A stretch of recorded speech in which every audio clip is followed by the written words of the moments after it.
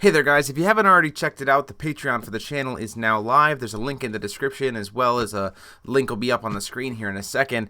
We've already passed the first Patreon goal of $100 a month, which I'm so grateful for. So to thank everyone for that high speed and kind of an awesome bonus early, I'm going to be doing a giveaway right away for patrons only. That is a Judge Promo Reflect that will be all yours from last season. So it's the Reflect Refrain Judge Promo.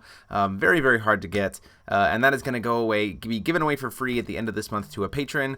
It only takes $1 to join our Discord community, $1 a month to help support the channel and the content, and as long as you get in on there, then you'll be entered in this contest as well as all future contests and any of these other like cool bonus stuff that we're going to do, like monthly Q&As and monthly tournaments all together. So feel free to go check that out if you're interested in that giveaway. Like I said, you have to be a patron by the end of August because that is when it's going to be given away. Hopefully you guys feel like you want to support the channel this way, and I can give you guys cool swag moving forward. So thank you guys so much again from the bottom of my heart, and enjoy the video.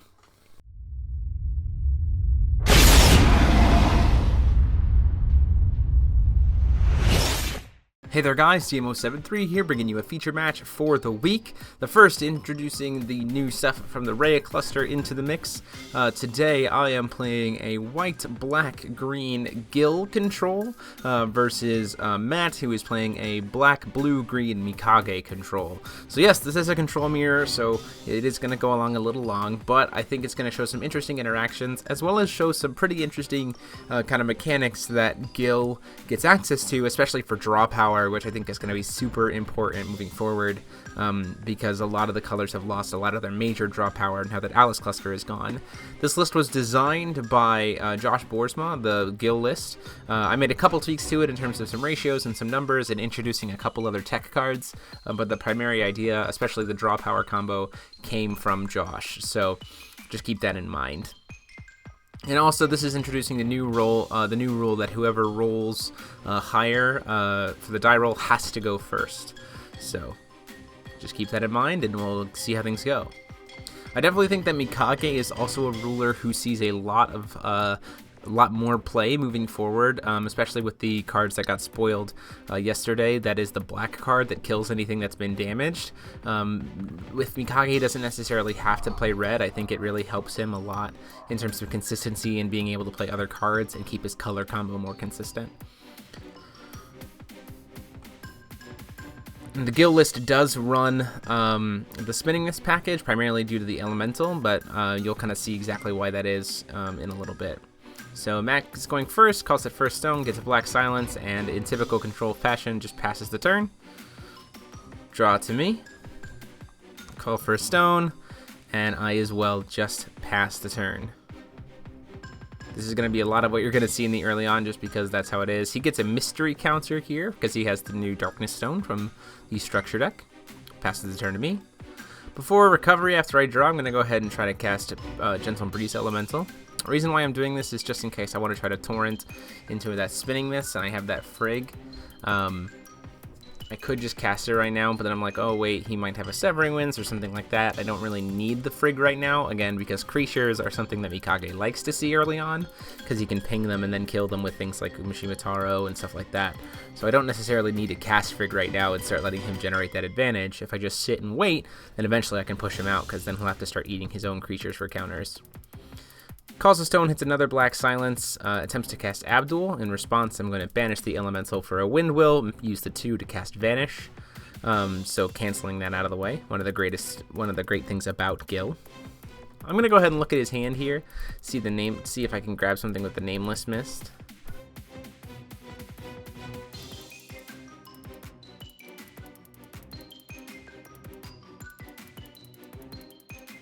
So seeing that he has that cancel spell there, I'm thinking about hitting that, but also the encounter with Cthulhu is something I don't really like to see because it allows him to kill my creatures really fast, and it's the only really thing he has right now that I can hit that kills a creature. So I'm going to hit the encounter with Cthulhu, and then I'll go ahead and cast the Spinning Myths to pull out the frig. It will get to ramp me a stone, which is always really nice, and then I'm going to use to grab the Vanish back to my hand If that had been a Blackstone, I probably would have grabbed the Nameless Mist back to my hand and then immediately recast it to rip something else out of his hand, like the cancel spell, because I know that this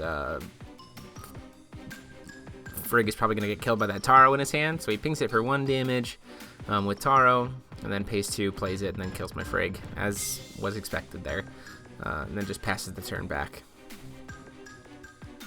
Hit a Killing Stone. I decided to pay 300 life because I need it. The reason why we're playing a Killing Stone, we're actually playing 2 in this deck, is because we really need the black. So we use the Killing Stones as an additional great black source. So here's the start of the draw power thing. So I'm using Vanish, which lets me bring back a card from my RFG to my hand and then draw a card, which is great with the Elemental.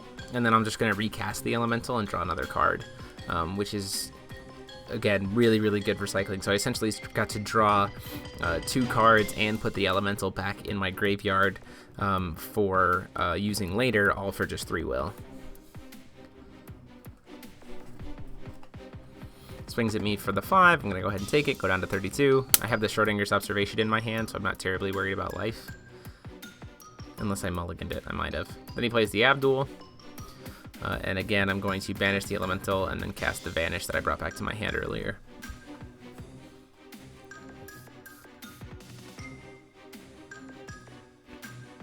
Call for another stone, get another Black Silence, cast the Elemental to try to draw a card, get into another Spinning This.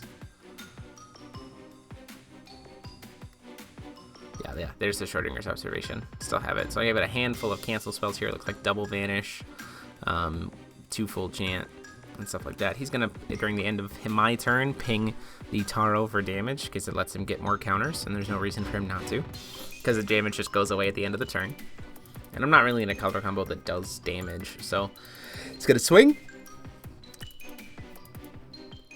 Hits me for that 500 damage, takes me down to 27. And then now we're sitting at both a lot of control stuff. He does have a creature on board, which is not the greatest for me, but I'm not terribly worried because, again, I have Schrodinger's Observation, so if I need to, I can gain a bunch of life. Killing Stone, pay 20, go down to 2,400. Pay the 4. Attempt to cast Schrodinger's Observation to get the Taro off the board so I can kind of neutralize stuff and get us back to net 0 in terms of life loss. And so I don't have to keep just slowly bleeding here.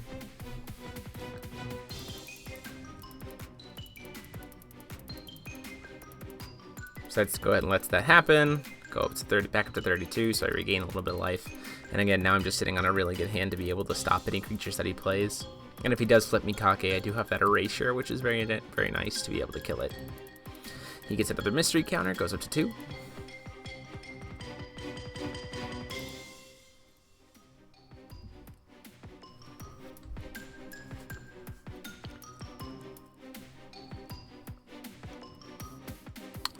So, back to true control fashion, we are doing a lot of draw, call, stone, pass,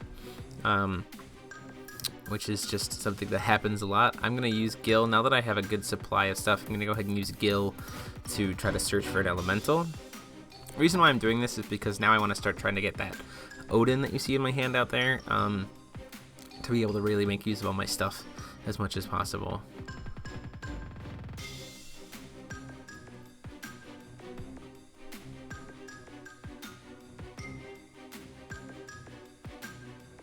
Banish the elemental in the grave to produce, to cast it. Lets that happen. I get a Flying Cloud. I'll go ahead and play the Flying Cloud, just to make use of it later. I'll pay 3 to cast the Spinning Myth, which he surprisingly is choosing not to. He chooses to try to cancel it here. And I'm just going to go ahead and 2-fold chant it, which with Torrent is a full cancel spell at this point. It won't serve as a Wall of Wind, which is another reason why I put it in the deck. I really like it. Just another solid full cancel anything spell that's very, very easy to Torrent when I'm cycling Wind Elementals over and over again. Just going to ping my Odin for 5 and then recover.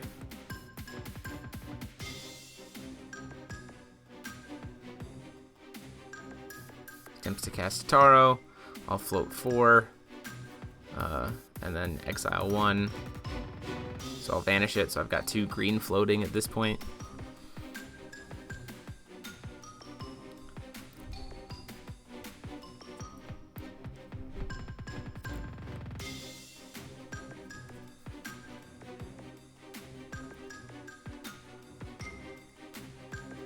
Calls for stone. And he wants to just say, I'm just going to go ahead and ping it 5 more times. The reason why he's using that as opposed to the encounter with Cthulhu is because he wants to use the encounter with Cthulhu when it's instant speed beneficial to him, whereas and he knows I'm not playing with swiftness stuff, so he always has time to be able to kill stuff. This way it also generates more counters for him, so he'll be able to gain more life later, and he's not really worried about me putting a ton of pressure on him, and he doesn't really have a handful of cancels, so we might as well just kill the guaranteed kill with the activate ability of Mikage to get a bunch of counters, and then pass, and maybe use the encounter later when he needs to kill something pretty at instant speed for cheaper.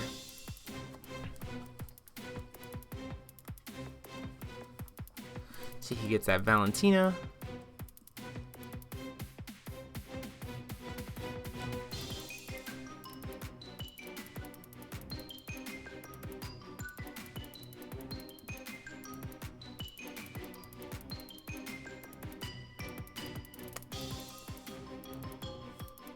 Judgment.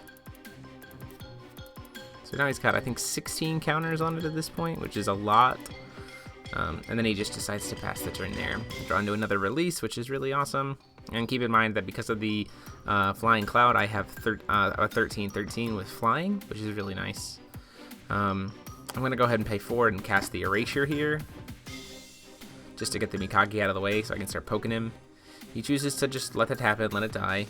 And then I'm going to start cycling my cards again. So I'm going to use the release. She doesn't cancel, get to bring the elemental back to my hand and draw a card. I draw into another elemental, and then swing in the air for 13, taking him down to 27.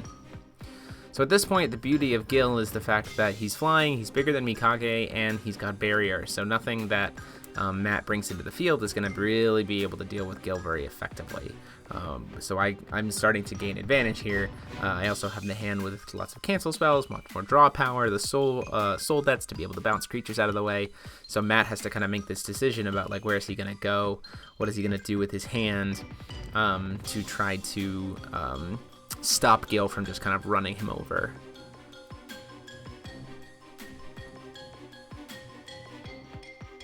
So he's attempting to cast a Frig here. I say it's okay. It's fine with me. But in response to him targeting stuff with the Frig, I don't want him to get that cancel spell back in my hand. So in response to him targeting those things, I'm going to actually go ahead and Soul Debt the Frig back to the bottom of the deck. So before he's got the Millennia Bond back in his hand, and I can't Soul Debt something off later. In Control Mirrors, I want to win the I want to win the cancel war, and so getting a creature off the board, not letting him recycle the Frig, getting it out of the way, and only letting him have that one cancel spell off of it is really, really good. It's just every little interaction where I don't have to waste a cancel spell, or I can get something off the field and not have it be canceled, is always an advantage. And unfortunately, though, he was able to play the Valentina, which is probably better for me to have gone ahead and Soul Deaded that. But at the same time, it's not too difficult because I do have the very, very expensive Eternal Recurrence that I can play if I need to. I'll poke him for 13 in the air, taking him down to 14. And I'll pay 1. I'll try to draw a card here, see if I can maybe draw into something that is a little bit better than having to use my Eternal Recurrence.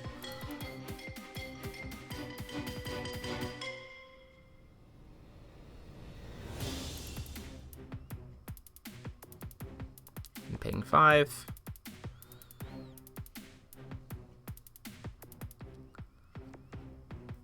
And using the Eternal Recurrence. Now, if you see my hand right now has Vanish, then Elemental, and Twofold Chant, this is actually really good for me, because based on, I don't really have a read that he's got Severing Winds, but at this point I feel probably pretty safe that he doesn't have one, so I can actually get more value out of banishing the Elemental to cast it, draw a card, and then use Twofold Chant, than to banish for purely Vanish, because I'll also draw a card and start replacing things, which is really, really good for me. he does have the Millennium Bond, though, so I gotta kind of be a little careful. So he's going to try to make me discard my hand here. I know he's got the cancel spell. He's going to make me discard 5 cards.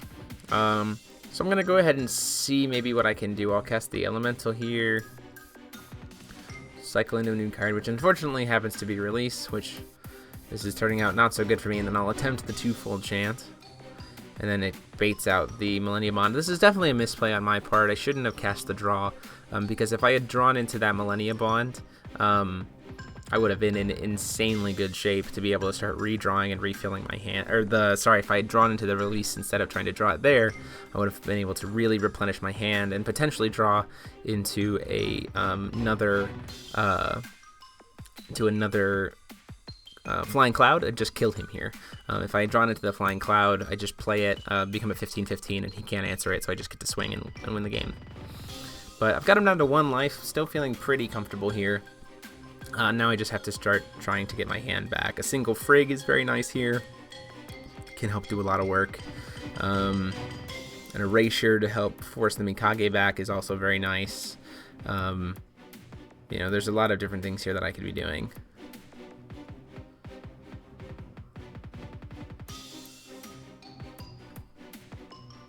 Yeah, here I am kind of joking with Matt about how I wish I had just left the Release on top so I could start drawing cards again. Dig a little deeper. He's going to have to discard that Charlotte's Water Transformation Magic at the end of the turn.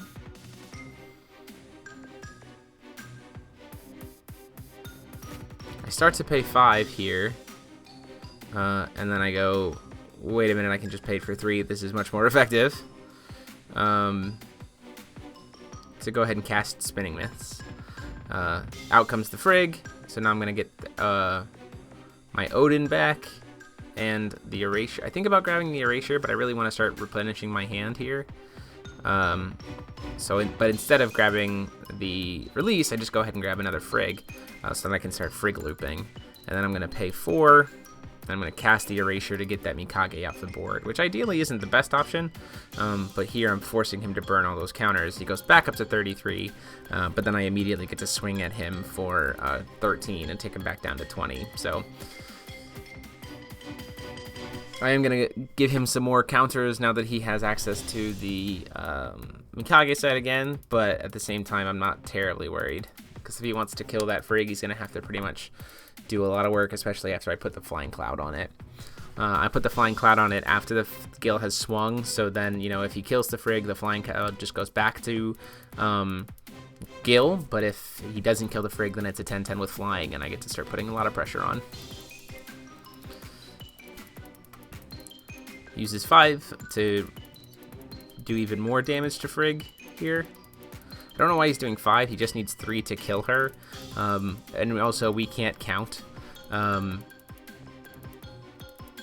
wait, no, sorry. He did the Frigg at the end of my turn and then recovered, so that he wouldn't kill the Frigg, and he can keep the Flying Cloud on the...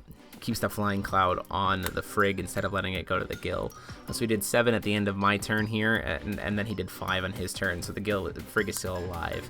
I want to try to keep he needs to try to keep the Frigg on the field so that I can't Frigg loop him. So he just needs to try to do as much as possible to prevent as much damage from the Frigg as possible, so that I can't, Frigg into a Frigg. It's a much better option for him. And in a control mirror, if one person starts looping Frigg into Frigg over and over again, then they usually just outvalue the opponent, and there's nothing they can do. So he decides here to burn 9 counters and make it so that Frigg is going to deal 1 damage to him, so it'll take him down to 19. He doesn't want to kill Frigg because he doesn't want me to have that the Cloud back on Gill. So I'm going to pay 3 here. I happen to have another Spinning Myths and get another Frigg out. At this point I'm going to grab the Erasure and then the Odin.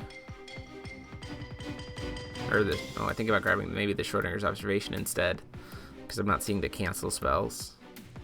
So if I Schrodinger's Observation for enough damage, I can just kill him. But I decided to grab the release because I need to start drawing cards, and then the Odin back to my hand for later.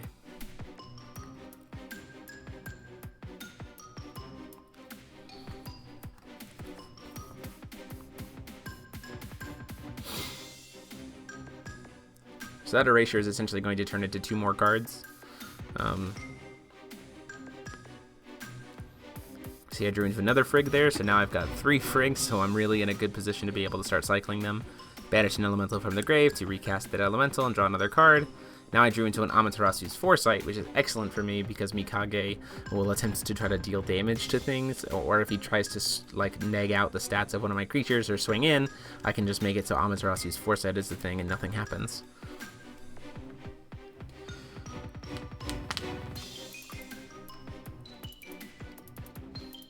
So I'm trying to see how much will I have available here, and I go ahead and say, yeah, I'm going to go ahead and call for stone, because I have a blocker, and I have that Foresight in my hand to be safe. Does the encounter with Cthulhu at the end of the turn. I'm going to sacrifice the tapped one, so that the cloud comes back onto the Gill, and now he's at 13-13, and I've got a blocker if I need to. So I'm actually in a weird position now in this game where keeping Mikage on his J-Ruler side is actually beneficial to me so he can't get more counters. I'm going to say I'm going to let him go ahead and try to swing, and I'm going to say no blockers. And then in response to him trying to remove his counters to make himself stronger for the turn, I'm going to go ahead and say Foresight. So now that I've made him burn those counters, I'm going to make it so neither of us are going to take any damage. And the reason why I'm doing that is because now I only have a Mikage. I have a Mikage that's tapped, and he only has 1 counter on him, so I can start answering things a lot easier now. As long as I keep that Mikage on his J-Ruler side, things like Schrodinger's Observation, if I can frig it back into my hand, could just close out the game in a heartbeat. Drawing for turn, going to recover. Got another release there that I've top decked into, so that's just going to turn into 2 more cards.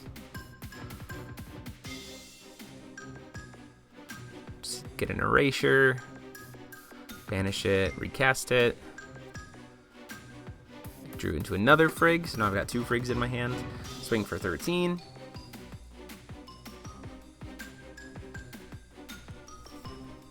Gonna go ahead and take it, take him down to 6.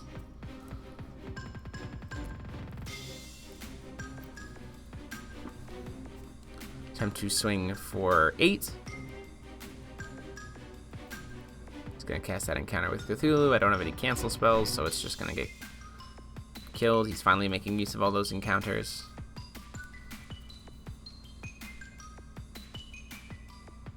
Pay 5, leaving up 2. I don't have a Foresight here, but I want to maybe make him think I have a Foresight by playing the Will Out Die, cast a Frigg. The other thing is I can just grab an Amaterasu's Foresight here, which is probably my best call because it helps keep my Gill protected. So now I've got 3 Friggs in my hand, an Odin, a Erasure, and a Amaterasu's Foresight.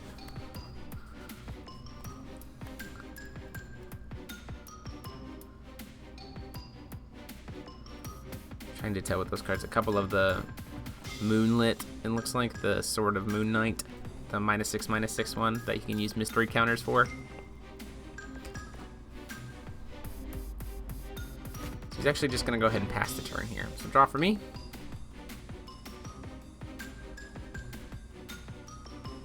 I'll go ahead and cast Nameless Mist, see what this hand kind of looks like. He goes ahead and says no, I'm going to cancel it, which essentially kind of works for me. It gets rid of 1 card. It also gets rid of a cancel spell, which was probably what I was going to pull out of his hand anyway.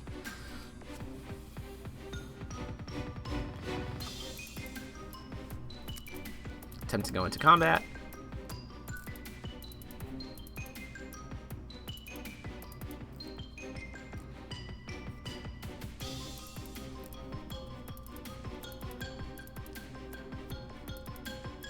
Swing in the air at him for 13. He blocks with Mikage, and Mikage is now dead. He's going to remove to gain 200 life and go back up to 8 really fast.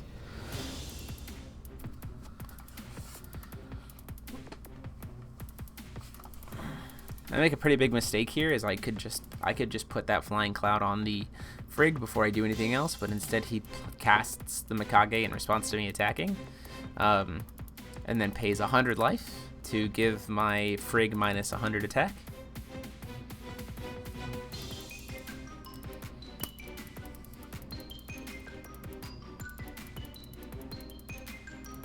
And then he blocks, so my Frigg will die, but not his Mikage won't die, and then his Mikage will get a +1/+1. So again, I'm really just trying to ease him out, but the problem is now we're in this weird situation where if I can't poke for damage, I'm going to start getting too close to decking out. I only have so many cards in my deck left because I've been drawing so many cards. Cast a Frigg, grab the release, and grab that Frigg back to my hand. Or thinking about grab the release, but I decided to grab the Schrodinger's instead to just try to finish the game off.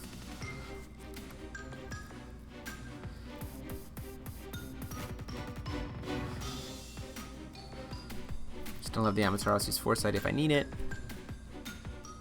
Gonna put the Flying Cloud on the Frigg as well. Make her a 10/10, make her harder to kill. He's gonna get 6 counters there from hitting the Frigg.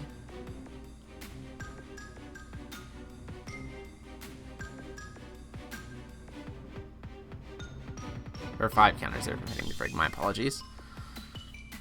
So now he's just trying to do math. So he knows I have the Schrodinger's Observation. He knows what, you know, the fact that I've got all this will that I can potentially cast to just tap him out. He doesn't have any cancel spells in his hand. And at this point, bluffing it is not super good. Because he's already staring down a ton of damage. So bluffing this cancel spell here is not super ideal. Because it might just backfire on it completely. So he's going to use the Taro to kill the Frigg. Makes total sense. It's already got damage on it. The Mikage is going to get a little bigger. He's going to play 3. Choosing how he wants to cast things here.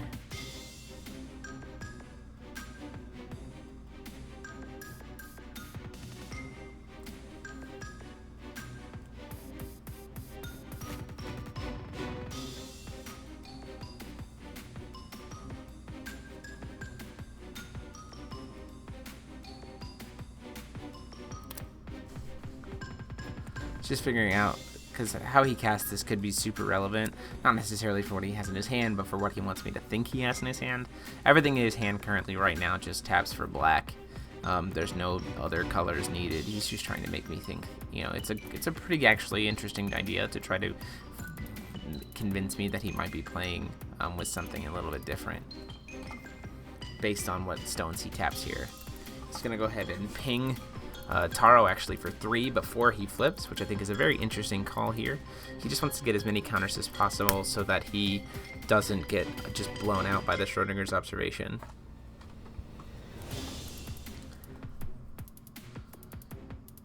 Swings for 11 at me. I'm going to go ahead and just use Schrodinger's Observation on it. Or not the Schrodinger's, Amaterasu's Foresight, just to prevent the damage. And then he's going to go ahead and cast the Shade out there. Shade will also be nice because it'll help him gain some life on his own. He can ping his own creatures. He's going to hit the Taro before the recovery just to gain the 13 life. Now with the counters on his Mikage, there's no way possible for me to Schrodinger's Observation for lethal here.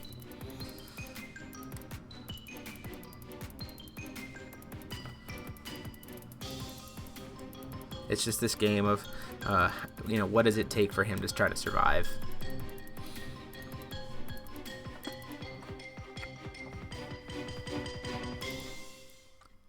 I'll pay 3.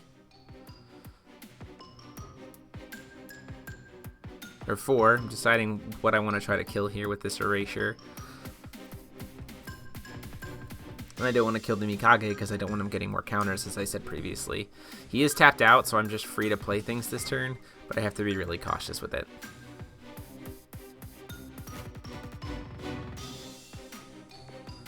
So I'm going to play 6. Bring out Odin.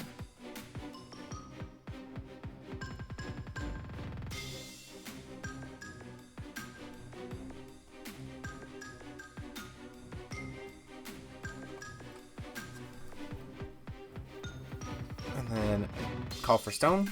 Get my last stone out of there.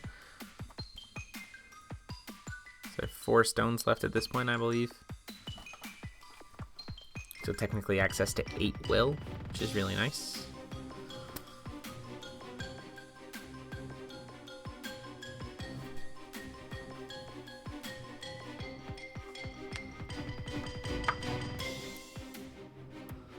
Spend 3 of it. Have 1 floating here to cast a Frig. So the reason why I'm doing this here is I need to get kind of even with him on creatures, because he's having to kill kind of 1 creature a turn, but I also need to kind of get ahead of that. If I can get more creatures on the field than him and it takes him longer to kill them, more resources, you know, every turn that he taps out on his turn is a good turn for me, because it just lets me mass my advantage and get more plays through. And I'll use the 1 floating that's left from tapping those 3 stones to make Odin the 10/10 with flying, and he is a wind. So every turn that I force the control deck to tap out on its turn means that I get a free turn to kind of goof around as I see fit. And it makes it better for me, especially if I had cancels, to be able to answer things.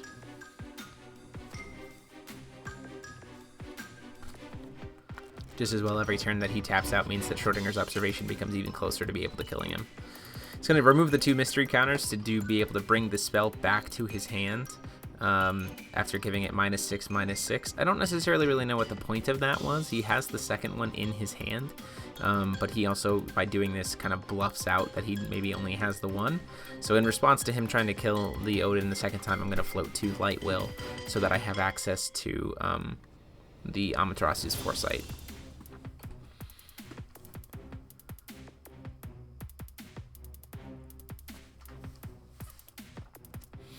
Swings into Gill. Gill's gonna survive this, so I'm kind of like, yeah, sure, that's okay, that's fine.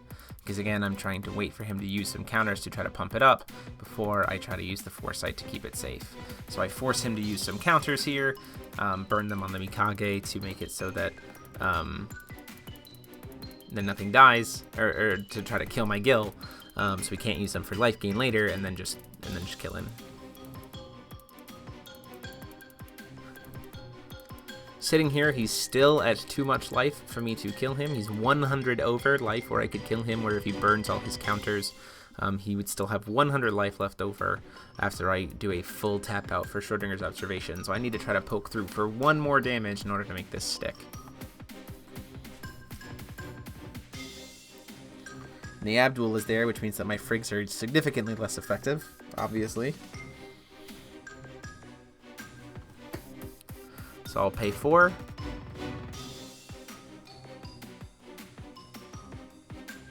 Cast the Erasure to kill the Abdul.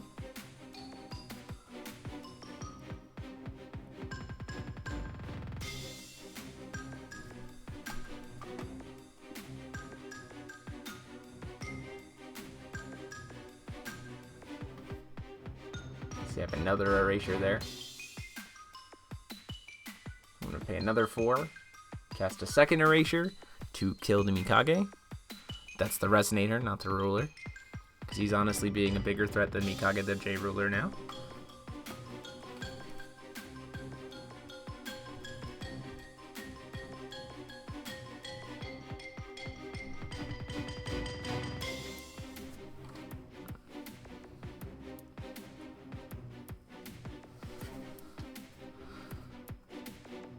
Just gonna let that go through.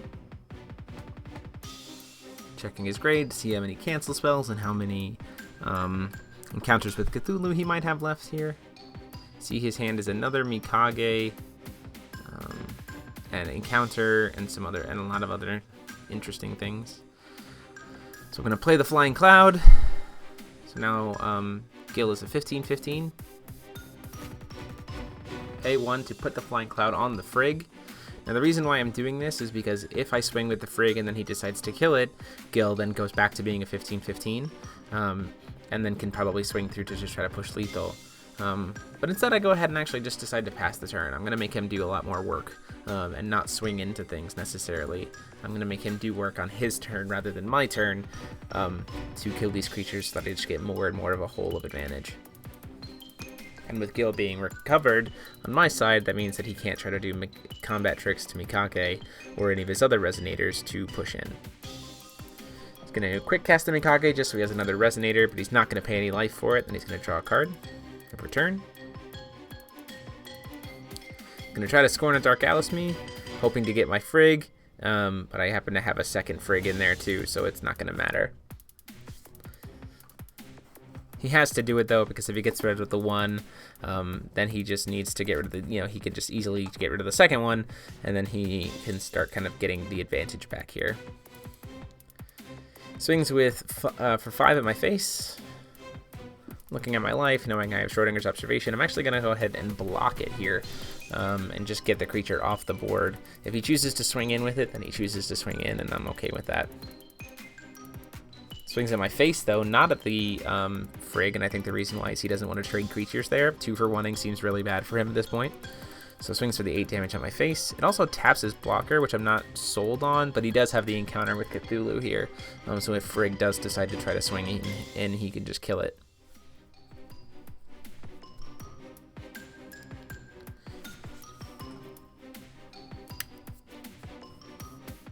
Attempt to swing at him for 10 in the air.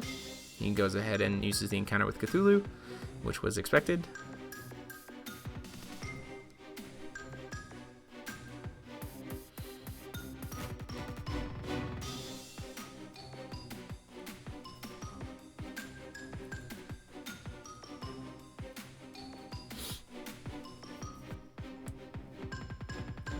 Go ahead and say, you know what, sure, let's see if I can get you to burn all those counters, because if you burn all those counters to make it a trade, then I just kill you with Schrodinger's Observation.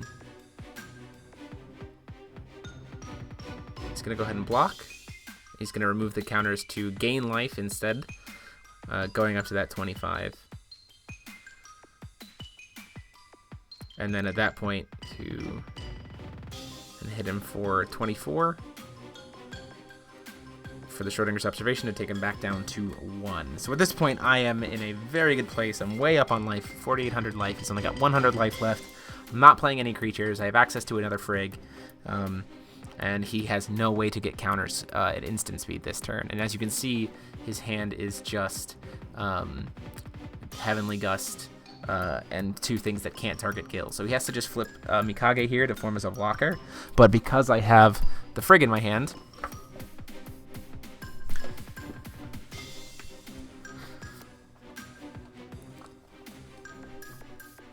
I can, for 5, cast the Frigg.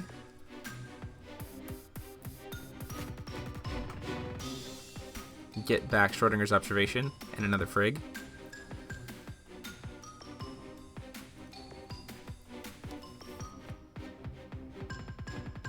Tempted to grab the Erasure, because I could just kill the Mikage and then swing at his face, but he might have a cancel spell that he might be saving for that. So instead I'm just going to put pressure on. So I'll attempt to hit him for lethal with the Gill. He taps it out, and then I'm going to spend 3 to attempt to Schrodinger's Observation him for 3 damage to finish the game, at which point he says, yeah, I don't have a cancel spell in his hand, so it's over. Now I did have the Vanish to be able to back up the Schrodinger's Observation, which is really nice there. I wouldn't have had the Vanish to be able to back up the Erasure, though. So we go into Game 2. He is going to be on the play again, I believe, because remember the rule only affects the first game. So once that happens, the loser can still get to choose. And so in my mind, I'm thinking he's sticking with Mikage. So we did sideboard here, but he's got a little bit of an interesting twist here. He's got Dark Book, and the reason why this is because we had used a lot of time on the round and we were playing in a tournament. So Dark Book he's trying to kind of be able to get access to his bigger creatures with Dark Book and put a lot of pressure in ways that I can't cancel with Gill. Calls the Stone, plays out the Shade. I don't want him to be able to gain life, so I'm going to go ahead and say I'm just going to put it back on the bottom of your deck. Draw, recover, call Stone.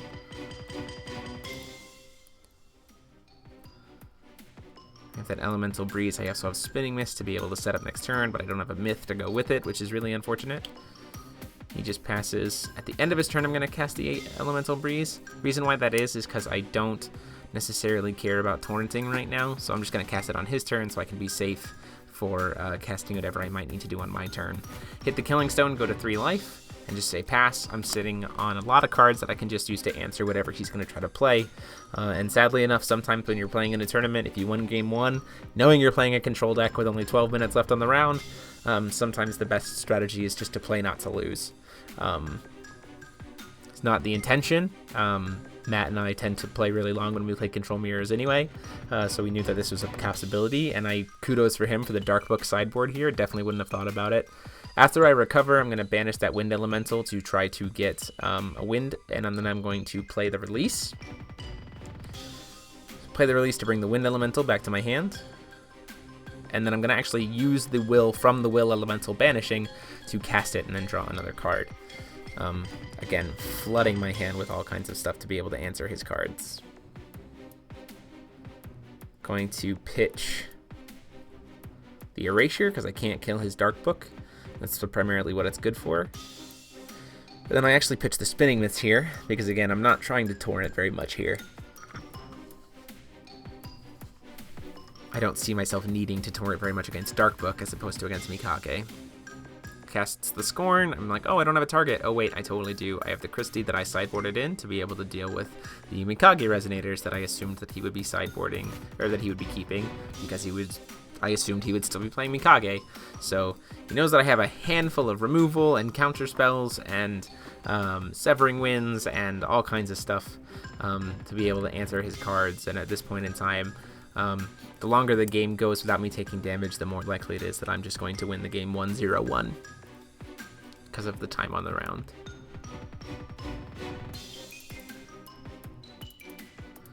Cast the Flying Cloud, call for Stone, and then say pass. At the end of the turn, he's going to flash in Mikage. I'm going to go ahead and end the turn Severing Soul Debt. Severing Winds his Severing Winds, and Severing Winds his Severing Winds. So, little chain there. Control deck wins the Cancel War, getting that Mikage back to the bottom of the deck.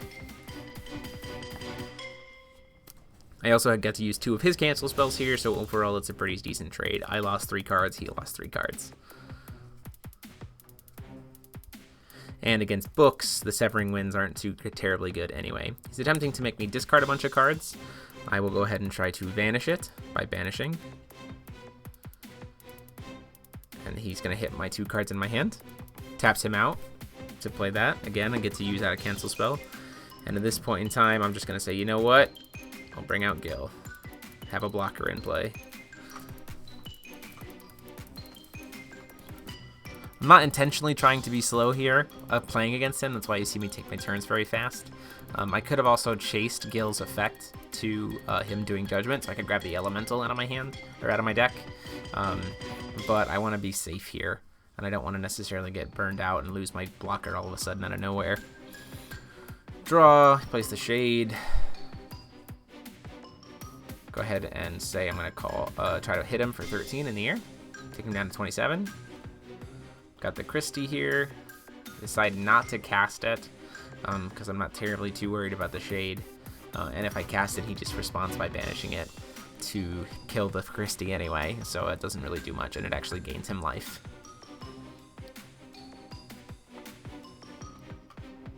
It's going to swing his Shade into my Gill, not Gill Lapis, just swing it into my Gill.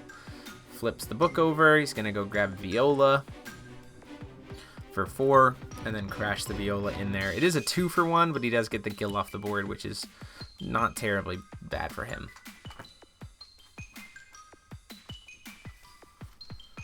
His book will then flip back over. Draw for turn, and then after recovery, see I have that Severing Winds, which is not super helpful. I'm going to go grab the Elemental out of my deck. And I'm going to just go ahead and cast it and try to draw a card. Maybe something that I can get off. Maybe a Frigg. Friggs would be really good right now because he's not playing the Mikage, so sticking creatures is always good. Draw from the Elemental, especially since I have the Spinning Myths in my hand. I draw into a Soul Debt, which is also just fine to be able to deal with things. So I can, whatever he tries to bring out with the book, I can just bounce it back. Get it out of the way.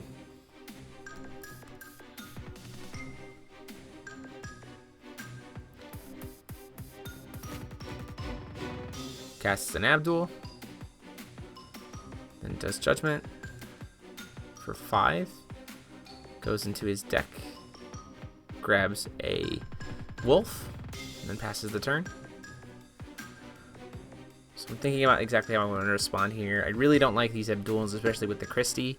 So I'd rather get rid of the Abdul, especially knowing that I have access to things that I can use to remove the Tree Dog.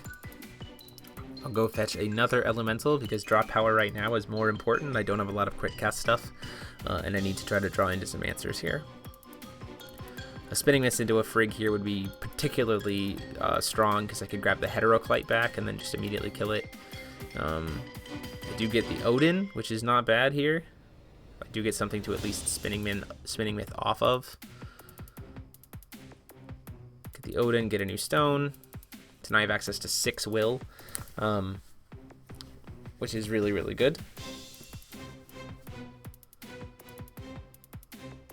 Pay 1 to actually produce 2, and then I'll put one of them on the Odin. So now I've got a 10/10 Odin, which is flying, which is bigger than his, and I've got access to 4 other will.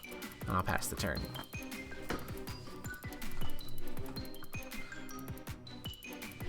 Swings with for 9. I'm gonna go ahead and say, yeah, I'll take it. It's fine. Pays 2, plays the encounter with Cthulhu, which I'll go ahead and say, yeah, sure, I'll lose the Odin. Going to pay 2 to flip back over the book. Which when he grabs Rezard, can't stop it because it's not being cast. He'll pay 200 life, go down to 25 to remove the Yigdor from his graveyard. And then attempts to recast the Yigdor for 2, at which point I can Severing Winds that, because that is his second cast of the turn, and get it back into his graveyard. And I do have the Christie, which is very, very nice to be able to deal with the Rezard. Again, every turn that I keep damage off of myself is another turn that I'm closer to winning the match. Tapping to go search for another Elemental, pretty sure it's my last one.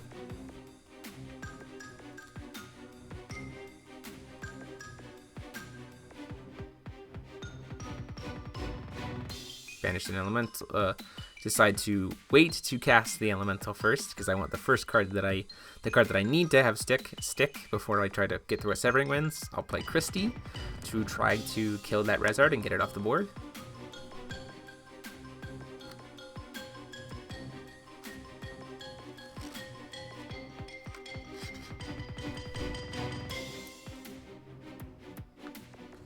He decides to pay 6 life in response to the Christie, though, to get rid of the 3 Resonators, which kind of makes sense. He doesn't want me to frig them back. Even an Odin against him can be particularly devastating if he doesn't have things to be able to kill them. And then I'll cast the Elemental, now that that's gone through. Draw into a card. Spend 2 to put the 2 Flying Clouds on the Christie, because there's no reason not to at this point. Make her very, very large while I have the will. And I have will in my hand to be able to cast Vanish, so with the Elemental in my graveyard, I can cast the Vanish. Flips back over, grabs another 4-drop, plays Viola, swings it at me for 8, and then immediately kills the Christie because she's the only other Resonator, so Viola automatically targets her. And then he attempts to cast Neo Barrier of Shadows, which I'm going to say no to, because I want to be able to use my Elemental Will, thank you very much. And he's at enough stones now that one more stone and it becomes unsealed, so it's not very good. Yeah, and as you can see on this time here, in the tournament, time was called right after I drew for turn, so I became turn 0. So you'll actually see me take 2 turns, and then him take 2 turns, and that's the end of the game. So I'll turn 0, Matt's turn 1, I'm turn 2, Matt's turn 3, and then that's the end of the game. So if he can kill me here, we end the match in a draw. If I can survive until the end of the match without dying, it becomes a 1-0-1 win for myself. See there, I have 2 Friggs in my hand at this point. I'm going to try to draw into as many cards as possible with the double release here. Still have 2 will up, so I can cast a Vanish if I need to.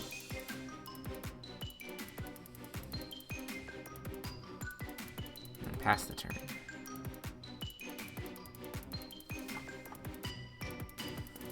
Still got that Viola. Also has Mikage and lots of creature answers here.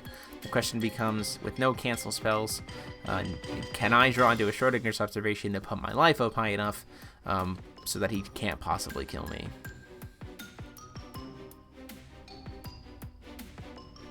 Attempts to cast another Abdul.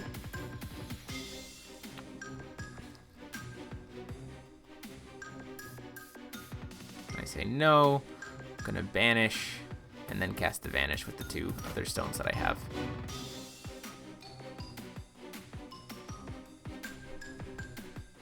Taps for a stone. Pays 3 to to Resonance for the Shade, bringing it back to his hand, and then passes. Draw for turn. Calling for another stone, I believe, here.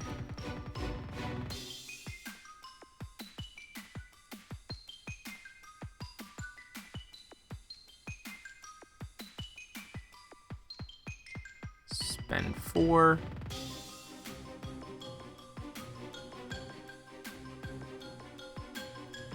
Cast the Schrodinger's Observation on the Viola. It should have just tapped out. There's really not a reason for me to have not at least maybe paid 1 more to gain 12 life instead of just 8. I have nothing else that's quick cast in my hand, and it is my last turn, so I might as well just say, yeah, I'll just pay for it all. I can't possibly kill him. Let's give him the biggest hurdle ever. But in my mind, I was calculating that 20 is probably all I need. At the end of his turn, he flashes in the Mikage. I can't really answer it.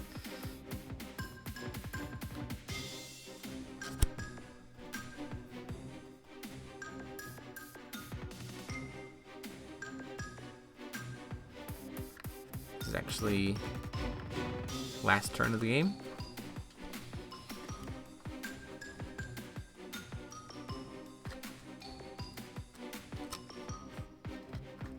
And I'm calculating out, thinking about all the Will of Despair stuff, and I don't know of anything that he can cast that can deal the 1200 extra damage on top of what the Gill Lapis can do. The most he could do here would be 8, whether that be from completely tapping all of his stones to bring in Orochi, as well as whether he brings in Viola. Unless he suddenly bring in a lot of swiftness stuff out of his deck and plays Tamir, but I don't think it exists. So he takes me down to 4 life, it can't do anything else, and then just passes the turn. Plays a Shade, because why not, and then passes the turn, and that's the end of the game. So I don't even know why I draw. I just actually just to see what the hand would have looked like moving forward. But that is it. At the end of time, neither player has won, so that game is considered a draw, and the match is considered a 1-0-1 victory for me. Don't usually normally like to put these on the channel, but we were playing in a tournament with people, so I didn't want to hold up the whole room for it. But thank you guys so much for watching. Thanks to Josh for the list. Thank you to Matt for playing with me. It was a really fun match. Let me know what you guys think. Super excited to bring more Ray Cluster stuff moving forward. Please feel free to go check out the Patreon, guys, to support the channel and get in on some awesome, cool content in the Discord server. And until next time, this is DMO73, signing off. Hey there guys, before you go, if you were interested in that playmat that I was playing on for the channel, this is an Ophidian playmat made by Ophidian Accessories, who is a company partnered with ARG, Alter Reality Games, of the ARG Circuit Series. They shipped me this mat at Gen Con to show you guys off. This is their Echoes playmat. It is a very, very nice, thin, kind of Spellground style playmat. It's got this kind of really soft fabric, really easy to fold up, looks really, really nice and smooth. Good play space for both people. This is their Echoes Force of Will one, like I said.